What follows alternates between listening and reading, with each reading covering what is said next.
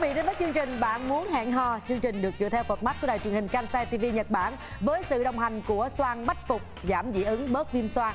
Ngày hôm nay chúng ta sẽ cùng kết nối với hai cặp đôi để xem họ có đồng ý bấm nút để tiến xa hơn trên con đường hạnh phúc hay không. Mời quý vị cùng theo dõi cặp đôi đầu tiên bắt đầu. Hạ màn. Em ngang bướng lắm nên em cần một người mà có thể là có khả năng là kiềm chế em lại. Anh thì không thể cầm cương được, chứ mà anh quất cho ngựa chạy nhanh hơn thôi. Vậy? Mời bạn nam. Em chào anh Phương Linh. Chào. Dạ. Ngồi với bạn. Mời bạn nữ.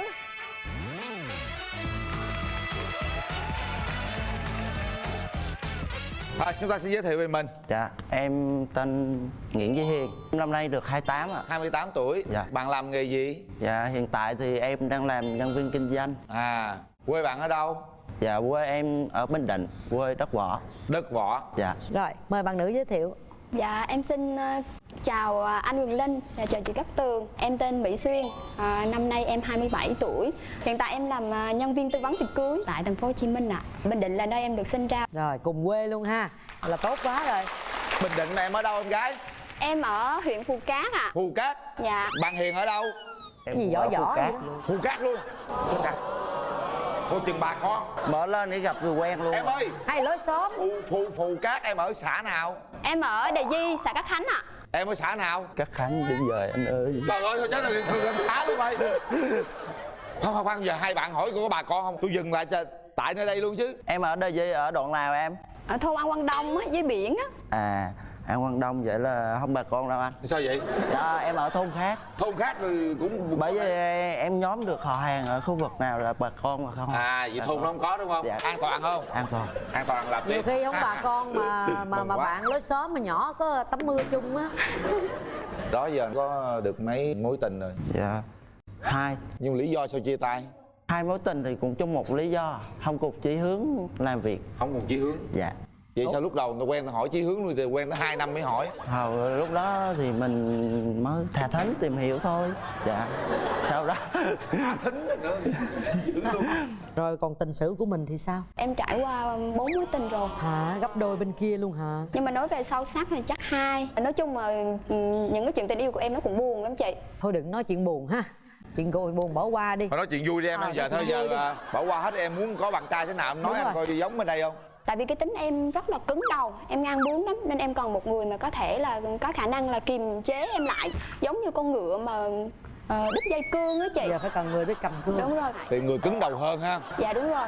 Thì tính em cũng khó lắm. Nếu mà người nào mà làm phật ý em á, thì em hờn ra mặt luôn. anh thì không thể cầm cương được, chứ mà anh quất cho ngựa chạy nhanh hơn thôi. Vậy? Quất cái gì? Quất roi. Tác động vào ngựa. Trời ơi. Trời đất ơi. Cái mẫu người em muốn tìm á là người như thế nào? Quan niệm của em thì không đẹp, nhìn nước da trắng trắng xíu thôi, đừng có đen. Đơn giản vậy thôi phải không? Dạ. Chắc chưa? Chắc chị. Rồi tới phim bạn nữ, cái tiêu chuẩn mình tìm bạn trai sao em? Em thì em tìm bạn trai cao khoảng 1m7 trở lên. Em muốn cái người yêu của em phải lớn hơn em ít nhất là 5 tuổi. Tại vì tính em á, thật sự là trước giờ ba mẹ em cưng chiều lắm nên em hơi con nít lắm. Vì thế phải có cái người đó, người ta đủ bản lĩnh để trị em, dạy em. Anh này chắc anh trị không nổi rồi đó. Anh nói anh quất ngựa gì đó chứ còn anh Không trị sao, không em yên nổi. tâm đi, anh tự lập từ nhỏ tới giờ nên là đường đời kinh nghiệm anh cũng nhiều lắm rồi. Quá dữ không? Kinh nghiệm nhiều. Rồi em thích mập hay ốm em? Em không thích ốm, em thích mập cơ. Không mập lắm, vừa người thôi. Bên đó làm sao? Mập hay ốm? Nhiêu ký-lô nói nghe coi. Dạ, em chiều cao thì 1m75 chị. Được. Dạ. Em thích tóc dài ha, ít tóc? Gọn gàng là được ạ. Gọn quá được không? Hay vậy là cái kiểu này tôi nghi không có tóc rồi. Trời ơi, tôi kinh nghiệm mấy năm trời là mai mối là tôi nghi. Thí dụ không có tóc được không em? Không chị, em không chọn đâu. Không chọn hả? Dạ đúng rồi. Sao chị. vậy? Em thường hay thích là cắt tém hai bên xong chính giữa làm keo lên đó Không, chị. bây giờ tém hai bên mà chính giữa tém luôn. Không chị, em không chọn. Không, bây giờ hai bên xả mà chỉ có chính giữa tém thôi. Không được chị. Mình thể hiện Dạ, thấy em chào chưa? chị Cát Tường. Thấy chưa? Ấn tượng chưa? Quá modern Bạn luôn. gái mình chưa có, không thích hói hả? Không thích hói. Đây đâu có hói. Em đỡ chữ em mờ mà đâu. Kiểu chữ em mờ mà. Phụ nữ bên đây người ta không thích đàn ông là hói, không thích đàn ông là ốm. Vậy em có không thích phụ nữ cái gì không? Em không thích phụ nữ mà đợi tóc ngắn nhuộm lè lẹt. Thí dụ giờ kéo màn lên mà được ưng bụng thì chừng nào là tiến tới hôn nhân được? Em thì em xác định quen khoảng 6 tháng đến 1 năm. Nhanh vậy đó hả? Dạ, nếu như mà điều kiện hay là gì đó tùy khi mà quen rồi á, mình thống nhất, mình trao đổi với nhau. Mình cũng cho bạn nữ cơ hội chọn lựa thời điểm thích hợp, chứ mình không có gò bó theo cái thời gian của mình. Linh ví dụ như 6 tháng tới 1 năm là chỗ này mình cải thiện được không? Không sao, từ từ bình tĩnh. Bây giờ anh sẽ qua anh kiểm tra đàn gái. Trời, bằng đàn gái có gì đâu kiểm tra. Em ở Phù Cát em học trường nào? Cấp 3 á, em học trường Trung học phổ thông Phù Cát 2. Phù Cát 2. Qua anh hỏi đàn gái coi. Ồ, chào em. Em ở Phù Cát em học trường nào? Phù Cát 2 đó. Đó. Phù Cát 2 bên đây cũng Phù Cát 2 luôn. Dạ. Nguy hiểm quá ông ơi. Hỏi kỹ lên, cái này căng rồi nha. Cái trường đó học tới 5-6 xã học chung á anh. Em học khóa nào? Khóa 208 ạ. 208. Em trai Hiền em học khóa nào? Em khóa 206. Vậy lớn hơn. Vậy lớn hơn 2 năm đúng không? Em có thích kinh doanh không? Dạ có, tại vì qua năm em cũng có dự tính kinh doanh đó.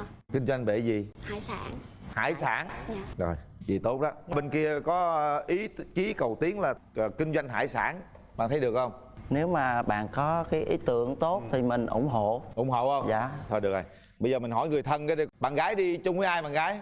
Dạ em đi với em họ của em với lại bạn thân với lại 3 đồng nghiệp ạ. Dạ xin chào anh Quyền Linh, xin chào chị Cát Tường. Chào em. Em là bạn thân của Xuyên. Bạn là một người rất là vui vẻ, hoạt bát. Bên cạnh đó thì cũng có một cái nhược điểm là hơi nóng tính. Thì em thấy anh này có phù hợp với những cái tiêu chí mà nãy giờ em nói về bạn của em không? Dạ thì đầu tiên là về công việc và về cái định hướng trong tương lai á, thì em thấy rất là phù hợp. Nếu được thì hãy cho nhau một cơ hội. Cái bạn gái em là còn gút mắt cái chỗ này nè. Rồi theo ý của em nói một câu cho bạn em thả lỏng ra cho nó. Dạ em thấy thì anh này cũng không có đến nỗi nào mà hối quá đâu. Nói chung cũng đó, cái vấn đề chính của cổ là nhiêu đó nói thôi. chung cũng đủ chứ không có. Cũng đủ thôi. Cảm ơn em. Vậy nhà trai mình hôm nay đi với ai? Dạ, em đi với một người em họ và 2 người sếp của em. Dạ. Rồi sếp bảo vệ tụi em mờ. Quyền Linh và chị Cát Tường. Chào anh. Tụi em mờ này nói chung là nhìn ngó gì chứ nhiều phụ nữ người ta cũng có cái thích chứ không phải là một số là không thích. Cái bản tính của Hiền thì có rất là nóng tính, mà trong công việc thì rất là đam mê, đã làm là phải làm tới nơi. Còn giờ cái bạn nữ này thì tính nói chung bạn này cũng rất cá tính, cũng rất nóng, mà cái quan điểm của hai người nóng tính á thì đến với nhau và rất là khó. Nhưng mà có một điều á là Hiền á thì cái bản lĩnh nó có nên có thể là kiểm soát được bạn này đó. Nói chung là hai bạn có nhiều ưu điểm cũng khá là giống nhau, nên cho nhau một cơ hội. Rồi, cảm ơn Rồi, anh. cảm ơn cả Bây giờ kéo nhà. màn lên đi cho hai bạn cảm nhận về nhau chứ. Bên đây đeo mắt kiến rồi đó nha, soi kỹ lắm á. Kéo màn. Phủ xuống bớt. Có ở đâu mà phủ. Chưa có quay kéo màn lên là lỡ lơ quay qua nhìn rồi hả? Bắt đầu. Đó. Đó. Chào em. Anh lần đầu gặp. Tặng em làm kỷ niệm. Đứng tại đó, đứng tại đó, đứng tại đó luôn. Để người ta nhìn cho kỹ. Hai người nhìn 30 giây coi. Nhìn thẳng vô mắt anh ấy, kiểm tra coi chữ M coi sao. Nói chung thì đến với đây thì anh cũng nghĩ á, thay vì đi tìm hiểu một người bạn gái ở ngoài thì nó rất tốn nhiều thời gian. Đến đây thì tâm lý xác định chung rồi, lại hướng tới người yêu và lập gia đình, chứ còn không có lan man nữa. Đó là cái hướng của anh, đợi rút ngắn hết 70 thời gian đi thả thính và bán chim. Trời Rồi, về chỗ. Rồi ngồi về chỗ xuống đi. nói tiếp. Giờ mình nói cảm nhận của mình lần đầu tiên gặp nhau đi nha. Em thấy anh cũng được. Được là đường sao? Ví dụ có ý kiến gì không? Về ngoại hình thì em thấy được. Nhưng mà cái độ tuổi thì em lại thích người lớn hơn em. Lớn hơn em nhiều hơn xíu. Còn anh thì anh lớn hơn em có 1 tuổi à. Với lại theo sự nhận xét của sếp ảnh á, thì anh nói là ảnh là nóng tính, mà em cũng nóng tính nữa, thì hai cái nóng tính mà gộp lại với nhau thì em nghĩ là không có hợp. Bảo Cho vệ. anh hỏi này, em nóng tính là nóng tính có tổ chức hay là không theo tổ chức nào? Là em không hiểu ạ. Nếu mà em nóng tính theo cái đúng á, Dạ. thì anh sẵn sàng ủng hộ bảo vệ quan điểm cho em nóng tính. đó là có tổ chức. Dạ. Còn mà em nóng tính lung tung cái chuyện không rõ lý do em nóng tính, cái việc đó là không nên. Ví dụ như anh vậy, anh rất nóng tính trong công việc vậy, tuy sai hay vấn đề gì đó sai, anh cần bảo vệ những người ở dưới để mà công ty không chèn ép họ thì anh nóng tính, anh có thể nói thẳng. Những người nóng tính á, là cái tâm họ tốt, họ nói ra. Làm thơ đi em. Thơ à? Ừ. Em gửi tặng đến chương trình cũng như bạn gái và mọi người bài thơ. Thơ gọi là siêu tầm và cũng độ độ chế chứ. Hãy Lớn lên xích nha. lại đi em, đừng để chừa khoảng cách. Cho mắt soi vào mắt, cho môi hành lên môi. Đời bèo dạt mây trôi, tình chiều mưa sớm nắng. Bách cầu vàng ảo ảnh, chúng mình sẽ đẹp đôi. Hết. Rồi bạn nữ có nói gì với bạn nam nữa không? Cảm xúc của mình đó, bài thơ tỏ tình đó em. Nói chung là khi mà em quyết định đến chương trình này á, thì tất cả mọi người đều biết ý xác định của em cũng muốn lập gia đình rồi. Nhưng mà gặp người thì không như cái em mong muốn của thì em. nếu như em không bấm á, thì cũng có thể làm bạn được. Không Dạ. sao hết. Mình làm theo thỏa thích của mình trước đi, đừng có ngại vấn đề người ta. Thôi được rồi, tới đó thôi. Mình phải lưng chừng vậy thôi nó mới hấp dẫn. Suy nghĩ thật kỹ nha. Thế này, bấm nút là trao nhau một cái duyên, và bấm nút là chúng ta đồng ý hẹn hò với nhau, có thể tiến xa hơn. Đây là giây phút rất là quan trọng, rất là thiêng liêng. Rất nhiều người đang theo dõi hai bạn. 1 2 3. Hết thời gian. Rồi, mời bạn. Cứ như thế, mình nghĩ sao mình làm thế. Dạ, đúng. Mặc dù có thể chúng ta thất bại, nhưng chúng ta sẽ đứng dậy và đi tiếp với cái bản lĩnh của mình. Rất là thích bạn nam. Rất thích bạn. Dạ, em cảm ơn anh. Có thể là bạn đã biết trước cái lời từ chối khéo của bạn nữ, nhưng mình đàn ông mà. Đúng rồi. Mình thích mình bấm. Biết đâu bây giờ cô ấy chưa có cảm nhận được bạn, chút xuống dưới là cô bấm lại bạn liền đó. Đúng không? Có thể như vậy. Gửi tặng hai bạn nước xịt thơm miệng thảo dược Relax. Hy vọng rằng hai bạn sẽ nhanh chóng tìm được cái bến đỗ của mình. Rồi, cảm ơn hai bạn. Rồi. Rồi, cảm ơn em. Rồi. Tiêu chí của em bây giờ á, bạn gái á, là phải tin tưởng tuyệt đối 100% vào cái giới tính của mình. Còn bây giờ, xin mời quý vị chúng ta sẽ đến với cặp đôi thứ hai. Hạ màn. Mời bạn nam. Ôi ôi anh Linh. Gì mà ghê vậy? Chào khán Mời giả bạn trường quay nữ. ạ. Ồ, lớn lên nha mọi người. Ồ. Thôi, giới thiệu về mình đi bạn. Em tên Cao Huy Hoài Mộng. Ủa, đàn ông tên Mộng hả? Rồi. Đàn ông tên Mộng bình thường chị. Mộng mới chị. Hoài Bảo bao chị. nhiêu tuổi, ở đâu, làm việc gì? Em nay được 32 tuổi chị. Em đang học theo lớp trang điểm nail. Trang điểm. Tóc. Quê bạn ở đâu? Em ở Gò Công. Mời bạn nữ. Chào chị Cát Tường, chào chú Quyền Linh.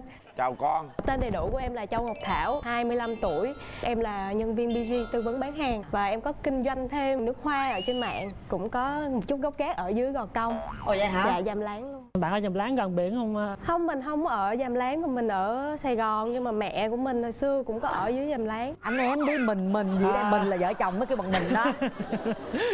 Thế em có thích làm tóc, làm nail, trang điểm được không? Cái đó là hình như là cái đam mê của em á anh. Em cũng đang có một dự định là em sẽ học nail thêm á. Chắc đó là lý do tại sao anh học nail đấy. Vậy có lấy phí không anh? Để coi thế nào đó. Ủa sao mà Coi là coi gì? Nếu mà là bạn bè thì chắc giảm 50%. Còn nếu mà xa hơn nữa thì là trả tiền lại nữa. Câu sau vớt lại chút chứ nghe câu đầu hơi giật chút xíu. Hoài Mộng. Rồi Hoài Mộng đi học làm trang điểm nữa. Có ai nghi ngờ Hoài Mộng gì không? Hay dạ. Không, cái này là cũng một cái lý do để mà FA tới giờ. Tiêu chí của em bây giờ là đặt ra phải là bạn gái là phải tin tưởng tuyệt đối 100% vào cái giới tính của mình. Nhưng làm sao để ta tin trong khi mình tên Hoài Mộng đi học làm trang điểm? Cái lý do học trang điểm là trước kia em cũng đi làm, làm đây làm đó, là cái giờ muốn mở một cái gì đó riêng mình. Nhưng mà em thấy cái nail ở nước ngoài nó hay. Mình học và mình về áp dụng cho ở Việt Nam có một cuộc sống ổn định. Anh hỏi để cho bạn gái bên kia hiểu thêm thôi. Rồi bạn nữ, bạn giới thiệu về mình đi. Ưu điểm của em á, thì em rất là vui vẻ, rất là hoạt bát với mọi người. Em có cái tật xấu á, là em nóng tính lắm. Có thể mà cái gì ở trước mặt em là em có thể quăng đi luôn. Chén ly gì đó bay thì em không biết. Thôi gái lúc này nóng dữ vậy ta. Đồ trang điểm mua mắc tiền lắm á, đừng có Không, lấy đồ trang đồ điểm em cũng đam mê lắm chị, nên Trời không có dám đâu. chỉ có cái nóng tính thôi. Dạ, nóng tính. Mình trải qua bao nhiêu mối tình rồi? 2 mối tình chị. Em yêu hơi sớm tí, năm 16 tuổi. Cái tính của em thì thích một người đàn ông chững chạc, phải có cái suy nghĩ chín chắn, với lại cái tính hay ghen ấy thì em cũng không thích lắm. Anh bên này là cũng lớn hơn em đó, tuổi này chị thấy hợp rồi đó. Xưa giờ Mộng được mấy mối tình rồi Mộng? 4 mối tình rồi chị. Nhưng lý do sao mình chia tay? Tại về tính chất công việc của em á, thì em hay đi nước ngoài làm. Đi nước ngoài làm gì? Trang điểm á hả? Dạ không, trước á em làm bên quản lý nhà hàng khách sạn, cũng làm bên Xin, bên Canada, bên Mỹ. Mộng, anh hỏi thiệt Mộng nha, có ai nghi ngờ giới tính em không? Trời, sao nãy giờ ông Mai ông cứ hỏi cái vụ này hoài, tôi nghi ngờ quá vậy trời. Thấy rõ Cho cái coi này. cái coi. Chào chị có nghi không? Chị đang quan sát chút nè. Cũng có một số người hỏi, nhưng mà em thì cứng. Sao chị cứng mà nghe nó không cứng vậy? Cứng cái gì? Đứng lên coi. Cứng hết. Không, gồng lên coi cứng không? Trời, cứng lắm, không gồng cách áo, cứng lắm. Đúng không? Hôn phụ nữ lần cuối cùng cách đây bao lâu? Chắc cũng khoảng 4 tháng. Thôi Đi chơi Mộng với ngồi đi Mộng. Mộng cũng đừng buồn tụi anh, bởi vì tụi anh làm cái nghề mai mối này tụi anh phải tìm hiểu cho nó kỹ. Đẹp trai quá trời nè. Đẹp trai Đẹp chứ. trai quá đi nghi đó. Thì bởi vậy anh về mình ta còn nói anh bóng. Nhưng mà nó... Thôi giờ mình tạm tin nha. Để hồi bên kia kiểm tra rồi. Đúng rồi, bây giờ 32 tuổi. Mình đã tính tới chuyện kết hôn chưa? Cái khổ nhất của em là mỗi lần về nhà mẹ cứ ăn cơm mẹ nói thôi mày lấy vợ đi, để hàng xóm nói mày bị đê. Mẹ còn vậy. Thấy chưa? Nói chứ mẹ còn nói mà. Đó là lý do tại sao mà Không, anh tin rồi đó. anh tin em là cứng hà, tin em cái kia. Anh tin em cứng. Mà nói nghe nè, đi nước ngoài nhiều, làm việc nhiều, va chạm cuộc sống nhiều rồi thì mình đã chuẩn bị cho cái mái ấm của mình sau này chưa? Thì em cũng đang định học xong rồi em mở cái salon cho mình. Ổn. Ổn phải không? Ổn. Rồi Hoa này biết hoa gì không? Kho chị. Đúng rồi. Cái do cái gì đâu đi chị Lá coi. thơ. Cái này á không hẳn là lá thơ. Là cái gì? Cái này nếu mà không hợp á thì nó là gốc thiệp, còn nếu mà có nợ á thì em sẽ mở ra và đọc bên trong. Để anh đem qua kia đọc cho. Để em lấy tình cảm được ha. Nhưng mà anh hay thêm. Đừng có thêm nghe, đọc đúng sự thật của người ta, đừng có gì mà hàng nhà trai mà không. Tại nãy giờ em có bỏ em nghe anh cứ nói hoài em phải Không, lo bởi vì quá em anh nhảy cũng qua. phải thương bạn nữ bên kia, rủ anh làm mai nhầm sao? Rồi qua đây đọc đi. Ồ, chào cô gái. Chào chú Dễ yêu. thương quá. Một chàng trai rất đẹp trai. Cứng không chú? Cứng. Chắc chú là kiểm tra sơ rồi, chú tin chắc rồi đó. Còn chú con kiểm tra với cái giác quan con thì tùy con ha. Bây giờ đọc lấy tình cảm trước nè, ấn tượng trước nè nha. Dạ. Đơn xin Yêu yêu. Anh đọc xong rồi anh đưa cho em coi. Hết hồn. Kính gửi ban tổ chức chương trình Bạn Muốn Hẹn Hò, đại diện là ông Mai Quyền Linh và bà Mối Cát Tường. Cùng toàn thể quý khán giả, tôi tên Cao Huy Hoài Mộng. Nay tôi làm đơn này để xin được hẹn hò với cô cô đó cô. Dạ. Nếu may mắn tôi được em chấp nhận thì tôi nghiêm túc thực hiện các yêu sách hẹn hò. Ghê vậy, yêu sách luôn hả? Yêu sách hẹn hò của em đề ra dưới sự chứng giám của ông Tơ, bà Nguyệt. Đệ đơn chứ. Cao Huy Hoài Mộng, đồng đơn, chưa có chữ ký. Có đồng đơn Nếu hồi được em ký vô nha, giữ luôn đi rồi hồi ký. Bây giờ có Đẹp quá chị. Chị rất là xúc động lắm đó, thật không biết sự em á, sao á. cái này rõ ràng Nghiêm là túc người á. ta muốn tiến tới một điều xa hơn luôn. Bây giờ nè, con nói chú nghe, con không thích điều gì ở đàn ông? Con không thích đàn ông ghen. Tại vì cái tính chất công việc của con á thường hay đi công tác, đi tỉnh á. Con không thích những người mà ghen bóng ghen gió. Thật sự khi là yêu rồi đó, ai yêu ai cũng ghen hết á. Không yêu thì đâu ghen. Nhưng mà đúng thì không có ghen. Đúng. Rồi, còn gì không thích nó nói luôn. Con không thích bạn trai là ăn thịt chó. Có ăn thịt chó không vậy? 2 năm trước thì có ăn nhưng mà giờ bỏ lâu rồi chị. Bỏ luôn nha. Dạ luôn. Tại vì con yêu chó lắm. Yêu chó. Dạ. Có yêu chồng không? Cũng Chồng chỉ là phải chờ. yêu. Có nhiều người đó về ôm con chó không có ôm chồng. Dạ ôm cả hai. Hai đứa hai bên. Dạ đúng rồi. Rồi vậy cũng như xong, vậy ngang bằng nhau rồi. Gì nữa? Vì con hơi thấp á, con muốn một người nào đó Được. cao. Chú bảo đảm luôn, giống tốt. Chị. Chú quên. Cái đó anh đừng có nói bậy, anh chịu trách nhiệm á. Trách nhiệm. Chú đảm bảo rồi đó. Cô gái Đẹp cũng quá ha, rất là dạ, dễ thương. đẹp. Rồi bây giờ mình hỏi ý kiến người thân cái đã. Dạ hôm nay em đi tới với mẹ. Dạ chào cô. Tôi cũng xin chào chương trình và Quyền Linh với cô Cát Tường. Thì mẹ thấy cậu này thì cũng lịch sự thì mẹ cũng đồng ý. Được đấy. Cô cũng có nói là em đó thì cái tánh không có được dịu dàng lắm, coi như là không có tỉ mỉ á. Không được cái là con bù lại, con dịu dàng, con tỉ mỉ. Được. Vậy được chưa bác? Chuẩn vui tánh. Nếu mà tính tình thì con thuộc mẫu người chăm sóc gia đình, thích nấu ăn. Bác cũng nói rất là chân thành đấy ha. Hy vọng rằng mình sẽ hỗ trợ bổ trợ cho nhau ha. Rồi hôm nay Mộng đi với ai? Em đi với hai người bạn. Xin chào anh Quyền Linh cũng như là chào chị Cát Tường. Rồi chào bạn. Em là đồng nghiệp của Mộng. Công việc của em di chuyển để chăm sóc khách hàng rất là nhiều. Có khi là trong một tuần mà tụi em phải bay tới 3 quốc gia lần. Cái khoảng cách yêu xa thì nó luôn luôn là nó gặp những cái trắc trở mà. Chính vậy mà Mộng quyết định là về Việt Nam. Rẽ theo một cái hướng mà em thấy cũng hơi lạ. À là em đồng nghiệp là đồng nghiệp cái vụ mà đi là quản lý thôi chứ không phải là đồng nghiệp vụ làm nail đúng không? Đó là cái điều mà Mộng muốn về đây, muốn có cái việc gì đó ổn định hơn. Về bạn gái bên đây thì riêng Thắng thì Thắng thấy là rất là ok. Thì hai người sẽ có cơ hội tìm hiểu. Cảm ơn Thắng. Cảm ơn bạn. Giờ thì quyền quyết định của hai bạn. Nhưng trước khi anh kéo màn lên, anh hỏi Mộng rằng em mong muốn người bạn đời của mình như thế nào? Thích một người hiền lành một tí, tóc dài, đặc biệt là tóc dài. Dài đúng Có không? cái điều gì em không thích ở người phụ nữ không? Em không thích phụ nữ hay tụ tập ăn chơi. Không, cô này rất giỏi kinh doanh làm ăn mà. Thôi được rồi, để cho hai bạn gặp nhau trực tiếp nói chuyện đi. Chứ cặp đôi này là ông Mai bà Mối chịu rồi đó. Kéo màn. Nào, chúng ta hãy gặp nhau đi. Dạ, Dạ em chào anh. Trời ơi, gì vậy? em tặng đi cho chị. Trời ơi, cảm ơn em làm bất ngờ quá. Có một cái món quà anh nghĩ là nó sẽ hợp với em hơn. Trời ơi, anh này anh hấp dẫn quá em ơi. Trời ơi, xuất sắc. Dạ em cảm ơn anh. Em thấy anh thế nào? Rồi, hai bạn ngồi đi, ngồi tâm sự đi. Em rất thích cái tấm thiệp của anh. Em thích ở ngoài hay bên trong? Dạ cả hai. Em có kiểm tra một cái gì? Dạ nha. Đừng có để nói chứ đừng để bên ngoài lấn áp bên trong nha. Phải hết sức tỉnh táo. Bây giờ muốn test cái gì? Em thì em thấy được rồi, không cần test. Trời ơi, tôi thích cái cặp đôi này dễ sợ luôn vậy đó. Tại vì em đến với chương trình thì cũng tìm một người để tiến tới hôn nhân. Mình đến ở đây mình gặp nha, chương trình này á, khi mà anh quyết định ở đây á thì anh nghĩ đó là cái duyên. Nhưng mà em khi mà tiến tới xa hơn một tí á, thì như mẹ em nói thì em không phải là một người tỉ mỉ. Nếu như mà có cái tính gì xấu thì anh có thể chấp nhận được không? Em có một tính cũng không gọi là xấu, nhưng mà em hay nhõng nhẽo. Em rất là thích nhõng nhẽo với người yêu của mình. Thì đó là chuyện hiển nhiên. Thật sự tính anh không nóng, anh mặn quả. Khi mà cưới vợ mà vợ nói chuyện nhỏ nhẹ, cho dù mình nóng mình cũng giảm bớt được phần nào. Anh thích ở cái chất giọng của em và cái mái tóc của em. Dạ. Còn bạn gái thấy sao? Con thì thấy anh trai này thì hợp với tính của con. Thôi chúng ta hãy suy nghĩ thật kỹ. Có mẹ ngồi dưới, có bạn bè thân ngồi dưới. Chuẩn bị 1 2 3. Hết thời gian. Rồi, mời em. Khoan phải ngồi đó. Ký giùm tôi cái đi. Em có viết mà. Bản án chung thân Có tên mình chậm. có liên quan đó. Điền tên ở trên chưa? Hai đứa nắm tay vô coi.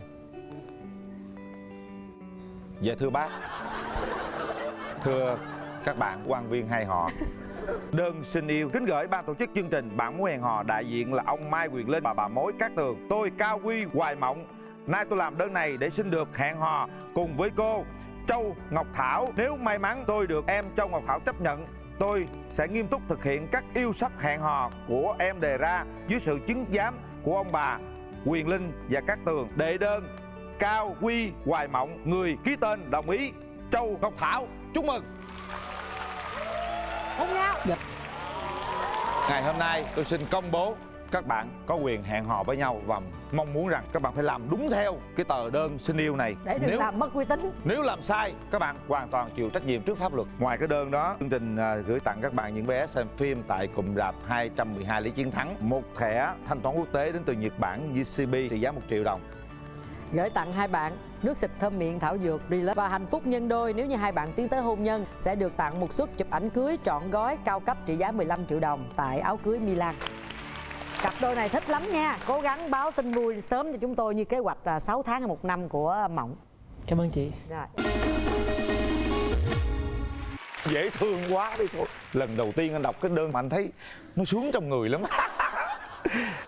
Vẫn còn một thẻ thanh toán quốc tế JCB đến từ Nhật Bản trị giá 1 triệu đồng. Khán giả sẽ nhận điều này nếu như trả lời câu hỏi của chúng tôi. Câu hỏi thứ nhất, hai bạn cặp thứ nhất quê ở đâu? A. Phú Yên, B. Bình Định và C. Nha Trang. Câu hỏi thứ hai, Có bao nhiêu người trả lời đúng câu hỏi thứ nhất? Nhớ trả lời đúng để nhận phần quà quý vị nhé. Cảm ơn nhãn hàng Xoan Bách Phục giảm dị ứng bớt viêm xoang đã đồng hành với chúng tôi. Cảm ơn áo cưới Milan đã đồng hành cùng với chương trình. Quý vị có thể theo dõi lại chương trình trên kênh YouTube MCV Media và cổng Love TV. Và bây giờ xin chào tạm biệt và hẹn gặp lại.